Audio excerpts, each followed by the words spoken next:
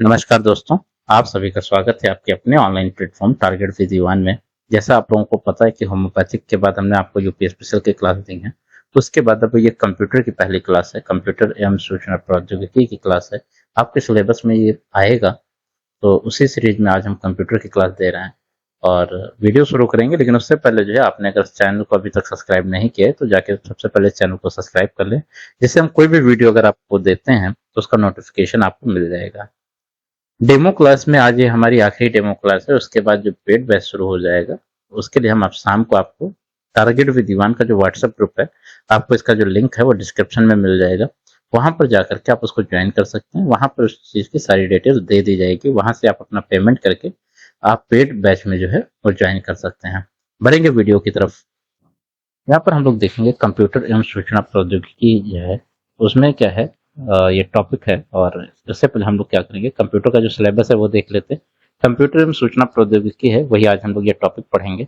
और यहाँ पे सबसे पहले परिचय है कंप्यूटर एवं सूचना प्रौद्योगिकी का, तो आप हम लोग ये पढ़ेंगे। उसके बाद हार्डवेयर और सॉफ्टवेयर एक चैप्टर में पढ़ेंगे। ऑपरेटिंग सिस्टम और स्प्रेडशीट एक में पढ़ेंगे। नहीं, ऑपरेटिंग सिस्टम अलग पढ़ेंगे, स्प्रेडशीट और इसके साथ में आपको MS वर्ड, ये भी साथ में हम लोग पढ़ेंगे। इसके बाद एक चैप्टर हम लोगों का होगा ईमेल, सोशल नेटवर्किंग और ई गवर्नेंस का। उसके बाद अगला टॉपिक होगा डिजिटल वित्तीय उपकरण एवं अनुप्रयोग। ये आपके छोटे छोटे टॉपिक हैं, तब 5 से 6 दिनों में ये कंप्लीट हो जाएंगे। आगे जब बढ़ेंगे तो इंटरनेट एवं वर्ल्ड वाइड वेब का जो है परिचय है। भविष्य के कौशल एवं साइबर सुरक्षा का अवलोकन है। वर्ड प्रोसेसिंग के तत्व तथा तकनीकी विकास तथा कंप्यूटर में सूचना प्रौद्योगिकी के क्षेत्र में होने वाले तकनीकी विकास एवं नवाचार जो है, ये लोग हम लोग जो टॉपिक है इसको भी देखेंगे। इसके अंतर्गत जो है हम लोग AI देखेंगे, artificial intelligence, big data processing के बारे में देखेंगे, डीप लर्निंग, मशीन लर्निंग और इंटरनेट ऑफ थिंग्स तथा इस क्षेत्र में भारत की जो उपलब्धियां रही हैं उसको भी पढ़ेंगे। तो हम लोग आगे बढ़ेंगे। सबसे पहले आज चैप्टर की तरफ। पहला जो चैप्टर है हम लोगों का कंप्यूटर एवं सूचना प्रौद्योगिकी, इसके बारे में पढ़ेंगे। तो कंप्यूटर एवं सूचना प्रौद्योगिकी का जो परिचय है, सबसे पहले देखते हैं कंप्यूटर क्या है। कंप्यूटर जो है एक स्वचालित इलेक्ट्रॉनिक मशीन है, जिसका प्रयोग अनेक प्रकार की तर्कपूर्ण गणना के लिए जो है वो किया जाता है। मशीन जो है, जो वो डाटा को स्वीकार करती है, उसे भंडारित करती है और दिए गए निर्देशों के तहत उसका विश्लेषण करती है तथा विश्लेषण करने के बाद जो है परिणाम को आवश्यकता अनुसार जो है वो निर्गत करती है। तो आपको क्या है, कंप्यूटर जो है वो एक स्वचालित जो है इलेक्ट्रॉनिक मशीन है। इसमें क्या अनेक प्रकार की हम लोग तर्क गणनाएं करते हैं, पूर्ण गणना करते हैं।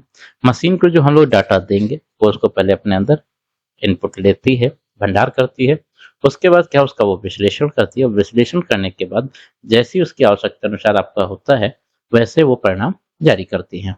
आगे हम लोग देख लेते हैं कंप्यूटर शब्द की जो उत्पत्ति है वो कैसे हुई है। तो कंप्यूटर शब्द से हुई है।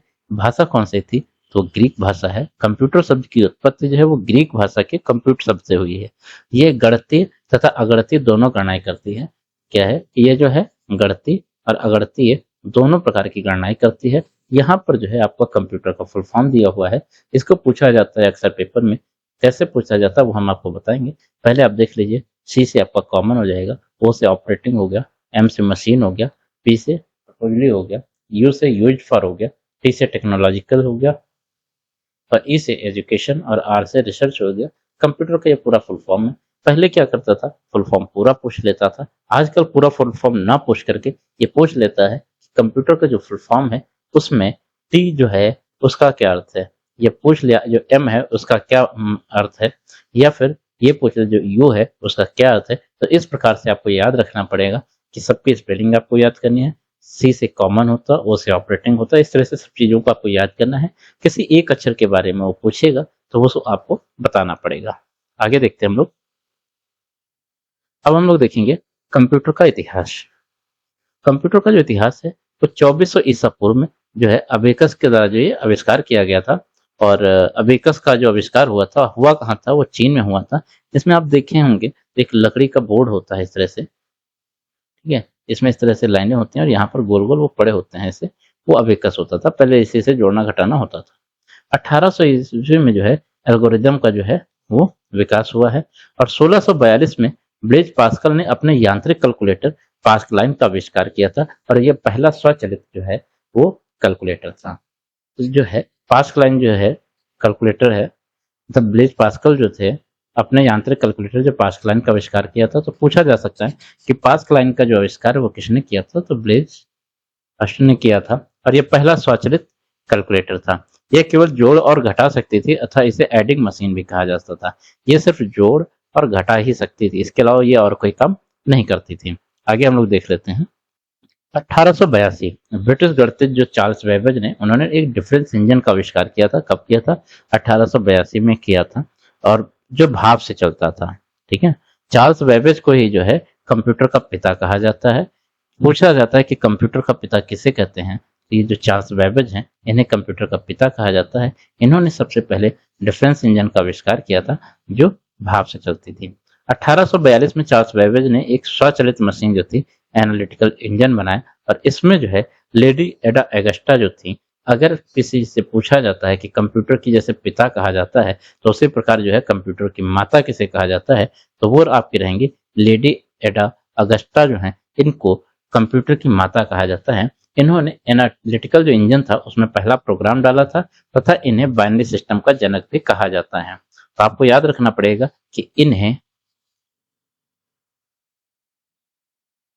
कंप्यूटर की माता कहा जाता है। साथ ही साथ में बाइनरी सिस्टम का जो जनक है वो भी इन्हें को ही कहा जाता है। तो इन्होंने क्या किया था, जो चार्ल्स बेबेज ने एक स्वचालित मशीन बनाई थी एनालिटिकल इंजन, तो उसके अंदर इन्होंने जो है अपना पहला प्रोग्राम डाला था, और जो बाइनरी सिस्टम से चलता था, वहीं पर बाइनरी सिस्टम की जो खोज है वो लेडी एडा अगस्टा ने किया था। 1890 में अमेरिकी वैज्ञानिक हरमन हेलोरिथ ने जो है सेंसस टेबुलेटर का आविष्कार किया था। एक प्रकार का ये भी कैलकुलेटर टाइप का ही था, उसका इन्होंने यहाँ पे आविष्कार किया था। इसके बाद आ जाते हैं मार्क वन है। 1837 से लेकर के 1944 के बीच में जो है 1837 से 1944 के बीच में हार्वर्ड आइकन नामक एक वैज्ञानिक थे, तथा आईबीएम आईबीएम को बोला जाता है इंटरनेशनल बिजनेस मशीन, इसका फुल फॉर्म होता है, ने मिलकर प्रथम जो है पूर्ण विद्युत यांत्रिक गणना यंत्र का आविष्कार किया था। आपसे पूछा जा सकता है कि अच्छा उसका जो नाम था वो क्या था? मार्क वन था। 1937 से लेकर के 1944 के बीच में हार्वर्ड आइकन जो वैज्ञानिक थे उन्होंने, तथा आईबीएम ने जो है, आईबीएम एक कंपनी है इंटरनेशनल बिजनेस मशीन, आप इसका फुल फॉर्म याद रखिए। ये पूछा जाता है इंटरनेशनल बिजनेस मशीन, ये जो मिलकर के है स्वचालित विद्युत यांत्रिक गणना का आविष्कार किया था।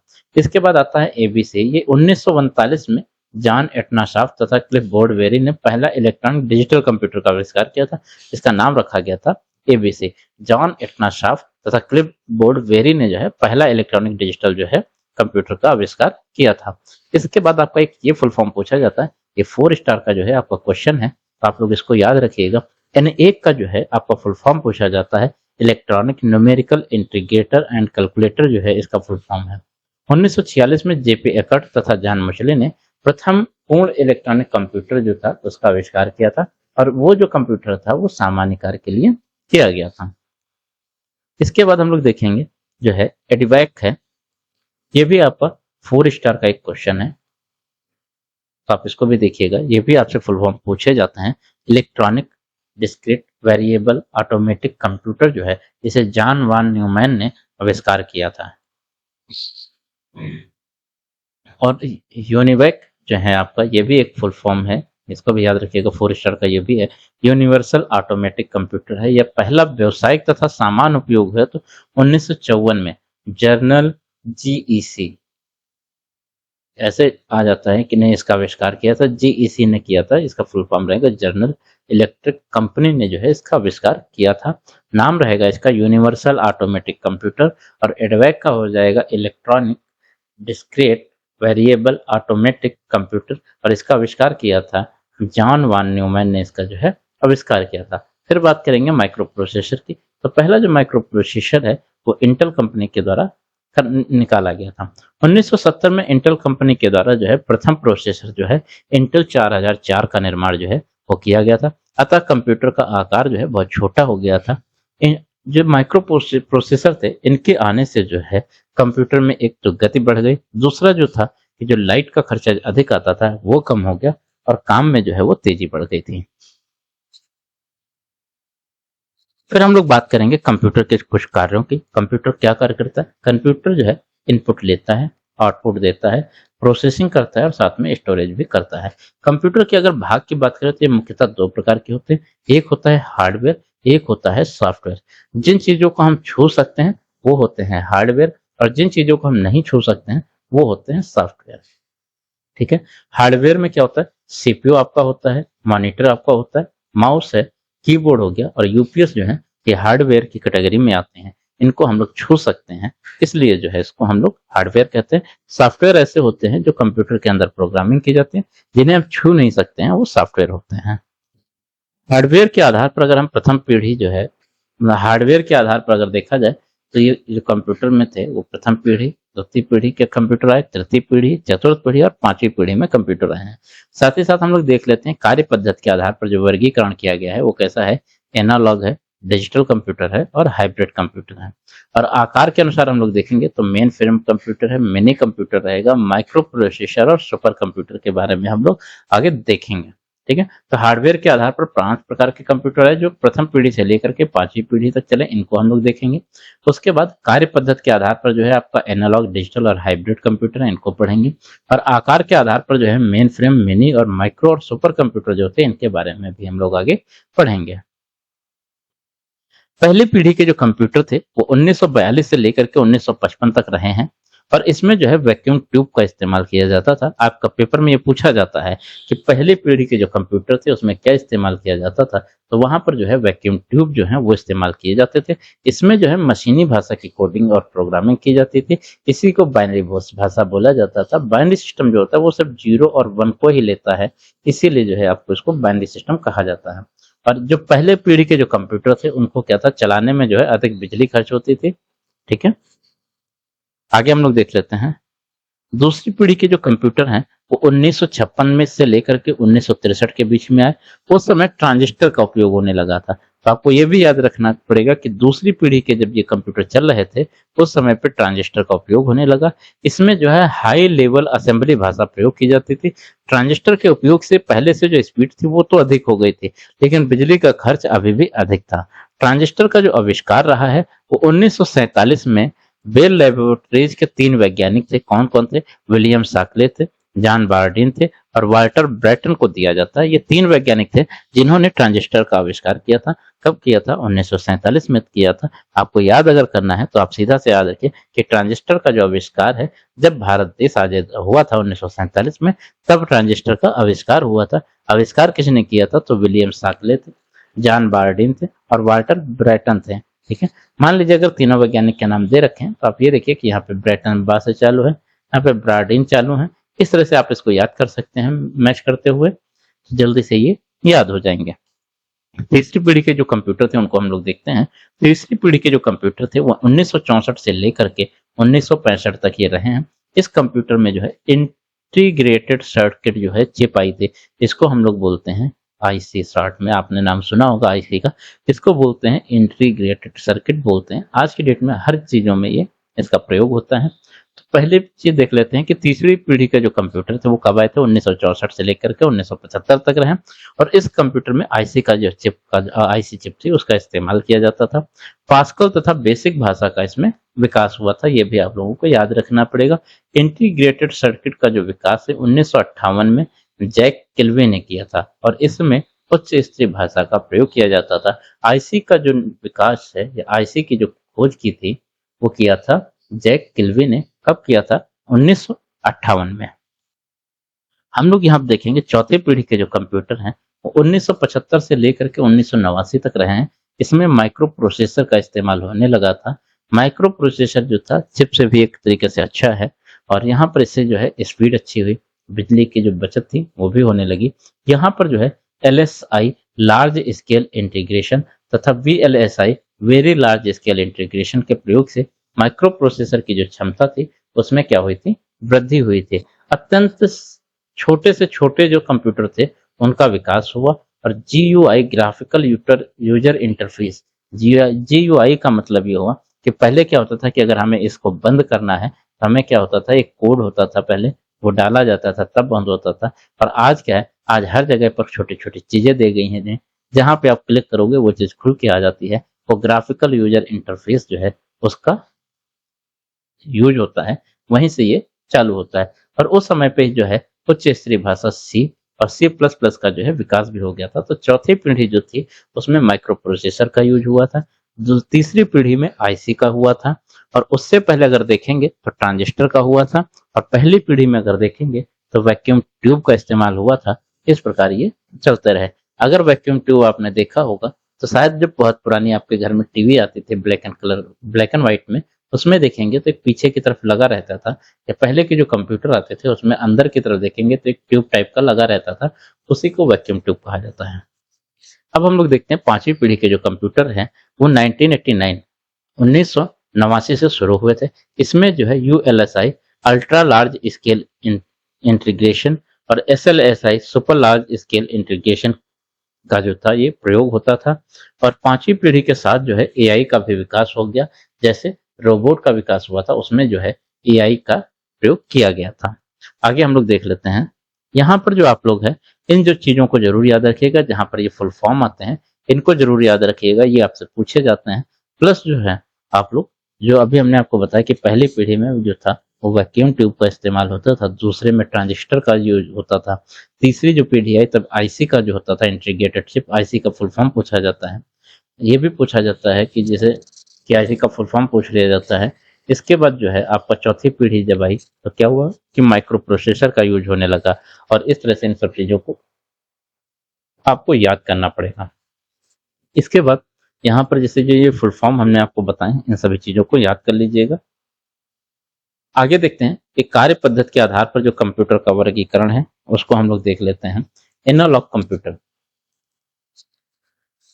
कार्य पद्धति के आधार पर तीन प्रकार के हमने बताए थे। एनालॉग बताया था एक, उसमें से है क्या कि डाटा का जो निरूपण था वो लगातार परिवर्तित होने लगा था। तब जैसे तापक्रम है, दाब है, आपका वोल्टेज है, आज जो है एनालॉग राशियां हैं। एनालॉग कंप्यूटर में है जो आपका इन सब चीजों को देखा जाता है। जैसे तापक्रम हो गया, दाब हो गया, वोल्टेज हो गया, इन सभी चीजों को हम लोग देखते हैं।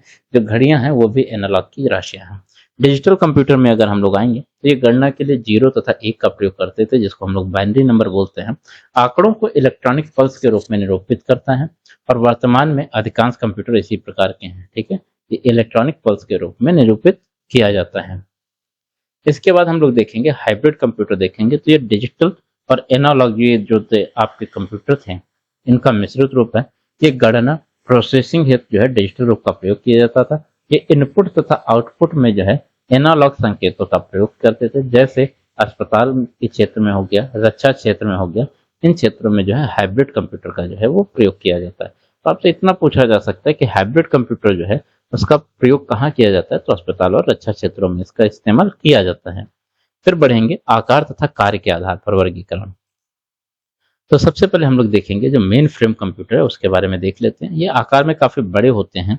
डाटा स्टोर में ये क्षमता अधिक होती थी। जैसे बड़ी बड़ी कंपनियां हैं तो क्या होता था, एक ये कंपनी है और इसमें क्या बहुत सारे सर्वर लगे हुए थे, तो उनको सबको यहाँ पे जोड़ दिया जाता था। बैंक हो गया, रेलवे है, सेना है, इस तरह से इन लोगों का काम होता था। एक केंद्रीय सर्वर होता था और उसी से अन्य कंप्यूटर जुड़े होते थे। कैसे, जैसे ये छोटे छोटे कंप्यूटर हैं और यहाँ पर एक ये मेन कंप्यूटर है, ये सब इसी से जुड़े रहते हैं। इसी को हम लोग बोलते हैं मेन फ्रेम कंप्यूटर, जो बीच का होता है। ठीक है, इसके बाद है मिनी कंप्यूटर।